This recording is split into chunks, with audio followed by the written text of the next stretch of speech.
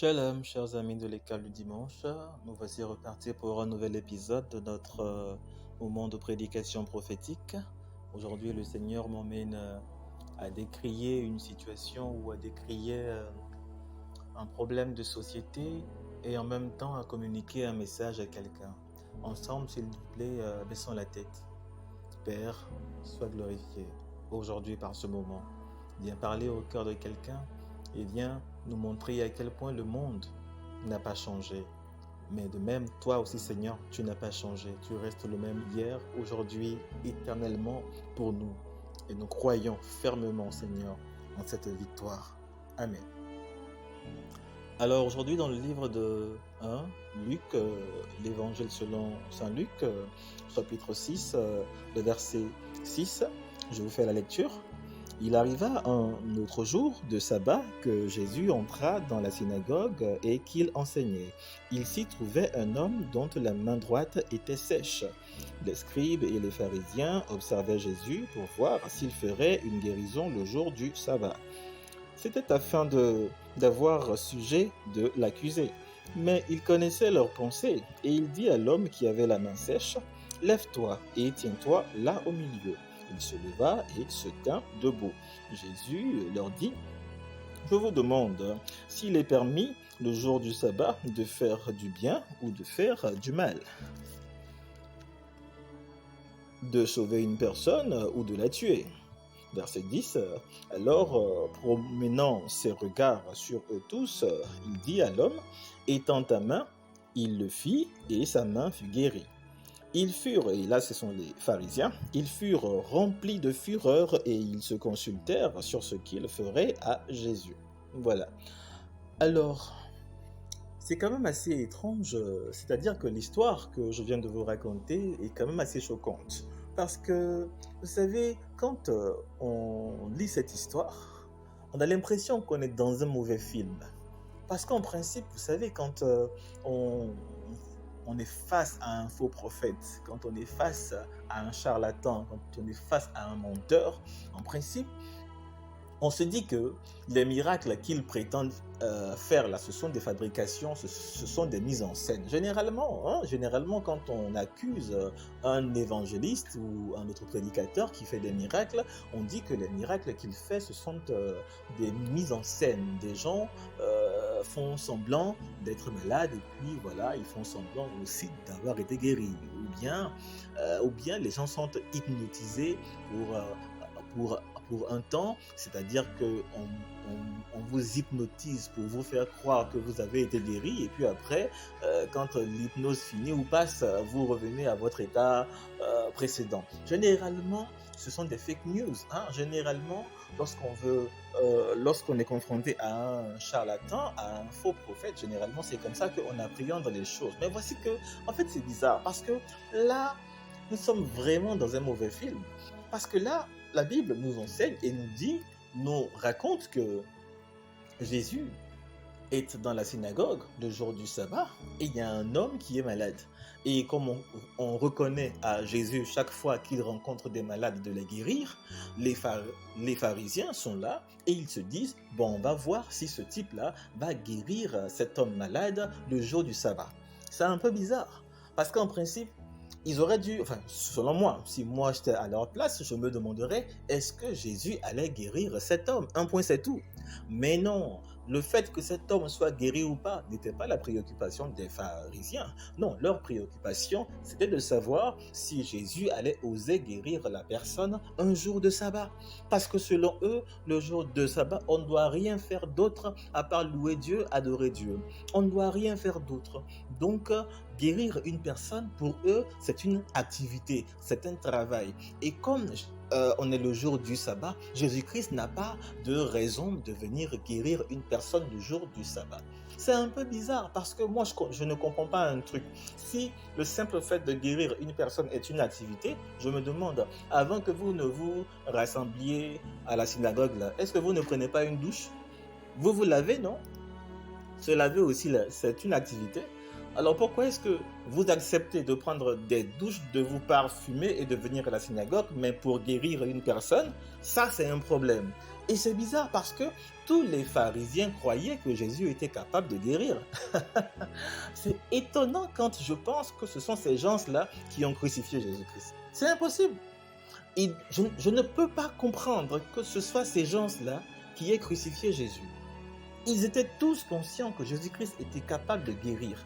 Tout leur problème, c'était de savoir si leur petite religion allait être respectée ou pas. C'était ça leur préoccupation. Savoir est-ce que Jésus-Christ entrait dans le même système qu'eux ou bien est-ce qu'il devenait leur opposant par rapport à leur système.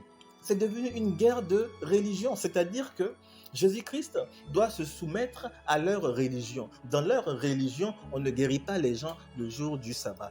Et Jésus-Christ leur pose la question, les gars, dites-moi, est-ce que le jour du sabbat, on peut faire du bien ou pas? Puisque d'après vous, le jour du sabbat, on ne fait rien.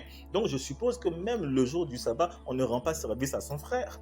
C'est ça? Le jour du sabbat, on ne rend pas service à sa sœur. On est chacun dans son coin, on devient méchant le jour du sabbat. On devient égoïste le jour du sabbat au nom de l'adoration de l'Éternel. Vous vous rendez compte, quand la religion monte dans votre cerveau, comment vous devenez un peu zinzin? Hein? Alors, dites-moi les gars, est-ce que le jour du sabbat, on se rend service ou pas? Là, il ne parle pas parce que, bon, voilà, mais Jésus-Christ dit, ben, je ne rentre pas dans votre affaire là, je ne rentre pas dedans. Cet homme est sous l'empire du diable et parce qu'on est le jour du sabbat, je dois ajourner sa guérison. Mais pourquoi? Mais pourquoi doit-il attendre un autre jour pour être guéri par le Dieu qu'il est venu prier justement le jour du sabbat? C'est vraiment étonnant qu'on puisse dire que je suis venu adorer Dieu et comme je suis venu adorer Dieu aujourd'hui, Dieu doit me délivrer demain parce que demain, je ne serai pas en train de l'adorer. Qu'est-ce que ça veut dire? Ça n'a pas de sens, mais c'est comme ça que les pharisiens voyaient les choses. Ça vous fait penser à quoi? Ça veut dire qu'il y a des gens qui sont là.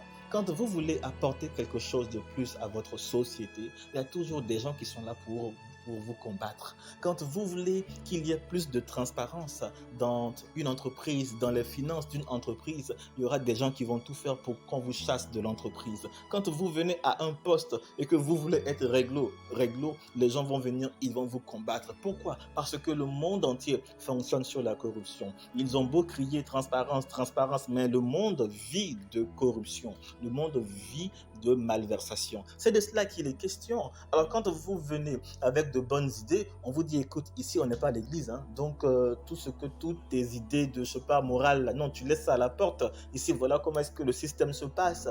Alors donc tout le monde est corrompu, tout le monde encourage la corruption, mais personne n'en parle. Ce qui est sûr, c'est ce qui se fait, mais personne n'en parle. Et si vous venez avec une idée de mettre les choses au pas, on vous combat jusqu'à ce que vous soyez éjecté. C'est comme ça qu'ils ont fait, parce que Jésus-Christ est venu dire que la véritable religion, c'est de faire du bien à son frère. Qu'est-ce qu'ils ont fait de Jésus? Ils l'ont tué, parce qu'il est venu leur dire la vérité. Si vous faites une religion et que votre religion ne profite pas aux gens qui sont autour de vous, à quoi sert votre religion? Vous êtes super, toujours avec votre grosse Bible, vous allez dimanche à l'église, mais vous êtes l'homme le plus méchant, on ne peut pas vous approcher, vous êtes fermé, vous ne voulez voir personne et vous dites je suis un bon chrétien. Non, si votre religion ne peut pas vous permettre d'être au service de ceux qui sont autour de vous, à quoi sert votre religion? Et voici des gens qui sont prêts à voir quelqu'un rester infirme toute sa vie au nom de leur pseudo-religion, au nom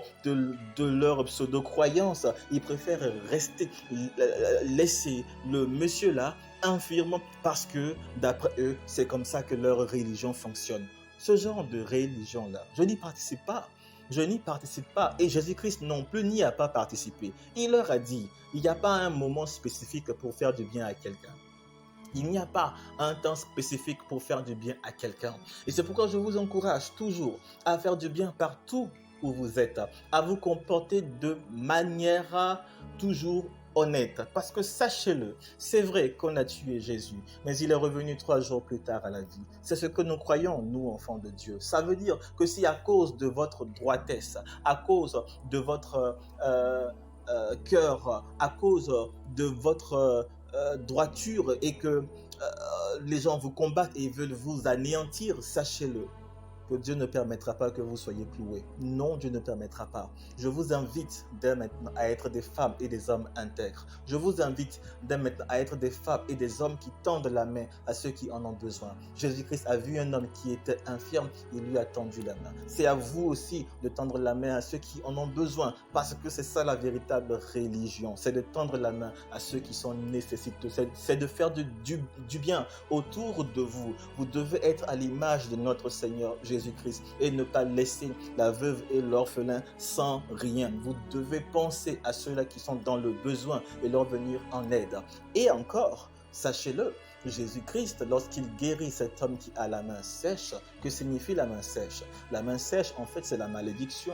C'est la malédiction de la pauvreté, c'est la malédiction de l'incapacité, c'est la malédiction de la mort financière, de la mort sociale. Et justement, Jésus-Christ vient et en un tour de bras, Jésus-Christ guérit cet homme. Qu'est-ce que ça veut dire? Qu'est-ce que ça veut dire? Depuis que Jésus-Christ, qui a fait ce miracle-là, a été crucifié et est revenu à la vie le troisième jour, nous sommes dépositaires de cette chose-là. Ça veut dire que si vous voyez quelque chose quelque part dans votre vie qui n'est pas droit, vous pouvez commander à ce domaine de votre vie qui ne marche pas bien et dites-lui maintenant, toi, je te commande de te mettre droit au nom de Jésus-Christ. Je te commande de te mettre au pas. Je te commande de redevenir normal au nom de Jésus-Christ. Ça veut dire quoi? Si c'est votre carrière, vous pouvez dire maintenant, écoute-moi, carrière professionnelle, je te commande de devenir normal maintenant au nom de Jésus-Christ. S'il y a un aspect dans votre vie, s'il y a une situation, s'il y a un domaine de votre vie qui ne fonctionne pas bien, sachez-le, celui qui a guéri la main de cet homme qui était devant Jésus, Jésus-Christ qui a guéri cet homme se trouve en vous. C'est ce que je veux dire. Jésus-Christ il se trouve en vous. Ça veut dire que c'est possible aussi avec vous. Jésus-Christ est le même hier, aujourd'hui et éternellement, vous le savez. Maintenant, qu'est-ce qu'il a fait? Il a dit, monsieur, étends ta main, et sa main est devenue normale. Commencez à commander. Déclarez sur l'aspect de votre vie qui semble ne pas être bien aux normes, qui semble ne pas être normal. Commandez à cet aspect de votre vie de redevenir normal maintenant au nom de Jésus-Christ. Si c'est votre couple, dites maintenant, couple, je te commande au nom de Jésus-Christ, redeviens normal. C'est cela, commandez cela, appelez maintenant la normalité dans votre vie, la normalité dans chaque aspect de votre existence. Si vous sentez que c'est la maladie qui prend de plus en plus le pas, maintenant ordonnez à votre corps de se mettre aux normes. Dites maintenant, mon corps, je te commande d'être en bonne santé au nom de Jésus-Christ. Ce Jésus-Christ qui a guéri la main de cet homme qui était sèche, c'est ce même Jésus-Christ qui est en moi et c'est en son nom que je déclare que ce qu'il a fait à cet homme-là se produit aussi dans mon corps, se produit aussi dans mes finances, se produit aussi dans tout ce que je fais, dans tout ce à quoi j'ai droit normalement. Ce que Jésus-Christ a fait pour cet homme se produit aussi dans ma vie au nom de Jésus-Christ parce qu'il vit en moi et parce qu'il est le même hier, aujourd'hui et éternellement. Donc ce que Jésus-Christ a fait pour cet homme, je le déclare maintenant qu'il le fait aussi pour moi à l'instant même au nom de Jésus-Christ. Dans chaque aspect de ma vie, tout rentre dans les normes, tout devient normal, tout ce qui était sec, tout ce qui a été frappé par la sécheresse, maintenant devient normal au nom de Jésus-Christ.